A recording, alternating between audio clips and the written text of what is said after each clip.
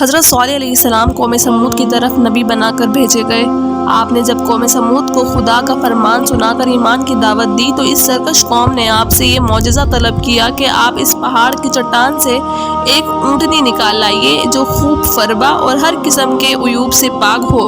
چنانچہ آپ نے چٹان کی طرف اشارہ فرمایا تو وہ فوراً ہی پھٹ گئی اور اس میں سے ایک نہایت ہی خوبصورت و تندرست اور خوب بلند و قامت اونٹنی نکل پڑی، اور اس اونٹنی نے نکل کر ایک بچہ بھی جنا اور یہ اپنے بچے کے ساتھ میدانوں میں چرتی پھرتی رہی۔ اس بستی میں ایک ہی تالاب تھا جس میں پہاڑوں کے چشموں سے پانی گر کر جمع ہوتا تھا۔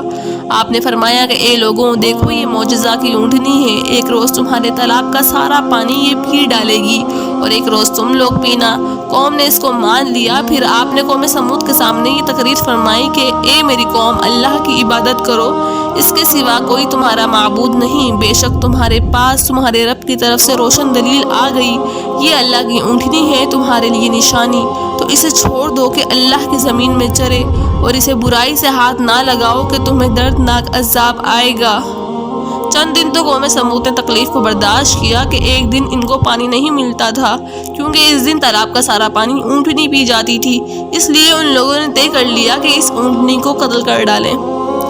چنانچہ اس قوم میں قدار بن سائف جو سرخ رنگ کا بھوری آنکھوں والا اور پستہ قد آدمی تھا اور ایک زناکار عورت کا لڑکا تھا، ساری قوم کے حکم سے اس اونٹنی کو قتل کرنے کے لیے تیار ہو گیا۔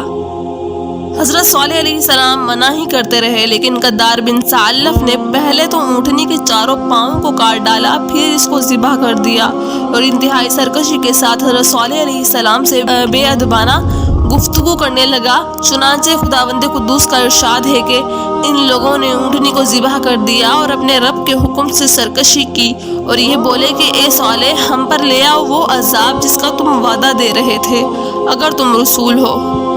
قوم سمود کی اس سرکشی پر عذاب خداوندی کا ظہور اس طرح ہوا کہ پہلے ایک زبردست چنگھاڑ کی خوفناک آواز آئی، پھر شدید زلزلہ آیا جس سے پوری آبادی اتھل پتھل ہو کر چکنا چور ہو گئی، عمارتیں ٹوٹ پھوٹ کر تہس نہس ہو گئیں اور قوم سمود کا ایک ایک آدمی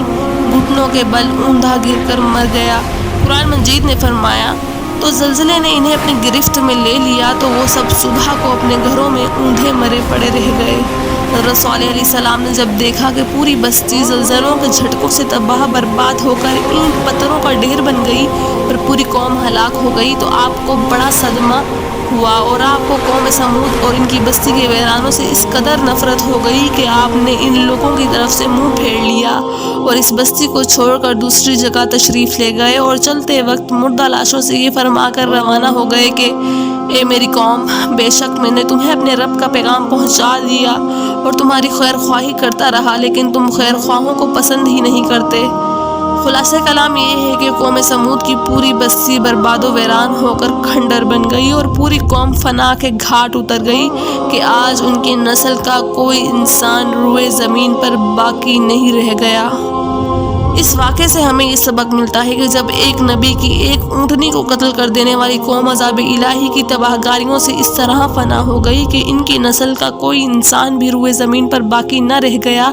تو جو قوم اپنے نبی کی آل و اولاد کو قتل کر ڈالے گی، بھلا وہ عذاب الہی کے قہر سے کب اور کس طرح محفوظ رہ سکتی ہے؟ چنانچہ تاریخ شاہد ہے کہ کربلا میں اہل بیت نبوت کو شہید کرنے والے یزیدی کوفیوں اور شامیوں کا یہی حشر ہوا کہ مختار بن عبید کے دور حکومت میں یزیدیوں کا بچہ بچہ قتل کر دیا گیا اور ان کے گھروں کو تاخت و تاراج کر کے ان پر گدھوں کے ہل چلائے گئے، اور آج روئے زمین پر ان یزیدیوں کی نسل کا کوئی بچہ باقی نہیں رہ گیا۔ واللہ اعلم۔